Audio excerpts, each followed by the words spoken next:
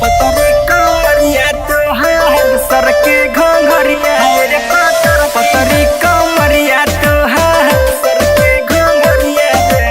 Anjali recording studio Bhabhua. गोरे गलिया तोहर मखमल जैसन देखी दिलावा में होला हल चल ऐसन हल चल ऐसन। गोरे गलिया तोहर मखमल जैसन देखी दिलावा में होला हल चल ऐसन। तोरा होठ रसदार लागे बड़ी जान मार तेरे जैसा नहीं देखा कोई लड़की। हाय रे पातर की हाय रे पातर की हाय रे पातर की हाय रे पातर की।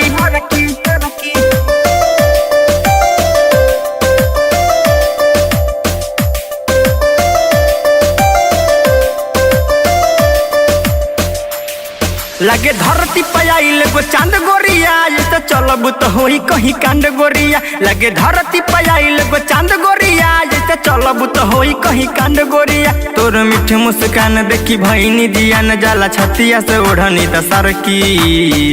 हाय रे पातर की हाय रे पातर की हाय रे पातर की हाय रे पातर की।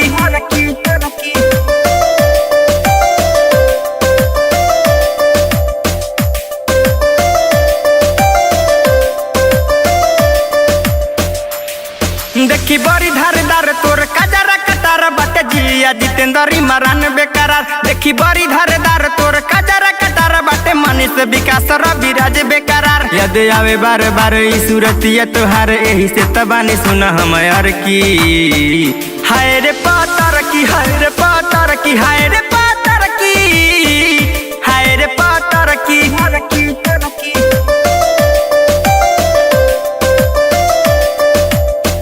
पतरी कमरिया तो है सर के घंघरिया रे पतरी कमरिया तो है सर के घंघरिया रे पातर की हर की।